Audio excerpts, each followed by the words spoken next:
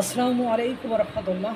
রিক্সা চালকদের অত্যাচারে রিক্সা চালকরা জুলাই যোদ্ধাদের অত্যাচারে মুখ খোলা শুরু করেছে। মানে এক প্রকার বিগত 2 দিনে তারা জুলাই যোদ্ধাদের সাথে মারামারি পর্যন্ত করে ফেলেছে, এরকম একটা অবস্থা।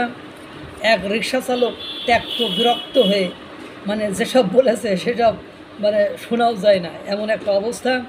এবং ছাত্ররা যে দেশের মানুষকে দেশকে ভালোবাসা ব্যতীত তারা দেশের মানে ক্ষমতা নিতে চাচ্ছে, তারাই যে লুটিপুটে খাইতে চাচ্ছে সেটা একেবারে ক্লিয়ার কাট সে বলে দিয়েছে। কারণ একজন রিক্সা চালক অশিক্ষিত লোকও যেখানে বুঝতেছে এবং শিক্ষিত জনগণ সুশীল সমাজ তারা তো একের পর এক বলছে, মানে দেশটার 12টা বাজিয়ে একেবারে ছেড়েছে।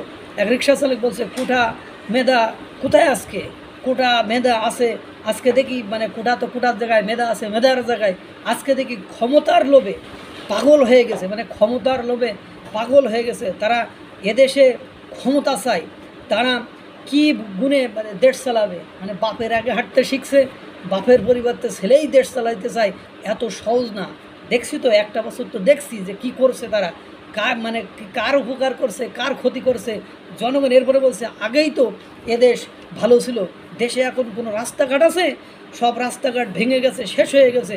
মানে দেখেন আজকে চাঁদাবাজিতে দেশ মানে ভরে যাইতেছে। 100 টাকার মানে কামাই করার গুণ নেই, সে মানে কোটি কোটি টাকার মালিক হয়ে গেছে। তার বাড়িতে লুটপাটে টাকা পাওয়া যাচ্ছে।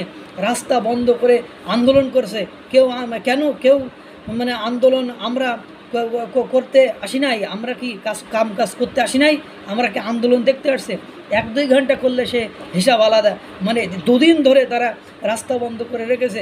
এরা সাধারণ জনগণের জন্য একটা কাজ করেছে, আপনারা দেখান। এরা সাধারণ জনগণের জন্য একটা কাজ করেছে, সাধারণ জনগণের জন্য কোনো কাজ করেনি, সাধারণ ছাত্রদের মানে মানে মানে জন্য কোনো কাজ করেনি। এরা আজ 1 বছরের মধ্যে কি কাজ করেছে একটু দেখান। ক্ষমতার লোভে পাগল হয়ে গেছে, উন্মাদ হয়ে গেছে, একের পর এক অঘটন ঘটিয়ে যাচ্ছে। এই যে রিক্সা চালকরাও এখন ত্যক্ত বিরক্ত অতিষ্ঠ, মানে তাদের মানে লোভ, তাদের চাঁদাবাজি, তাদের নিয়োগ বাণিজ্য সব সম্পর্কে জনগণ এখন সচেতন। তাদেরকে এখন আর কেউ হজম করতে চাচ্ছে না। আল্লাহ তাআলা সকলকে ভালো রাখুক, সুস্থ রাখুক। আসসালামু আলাইকুম ওয়া রাহমাতুল্লাহ।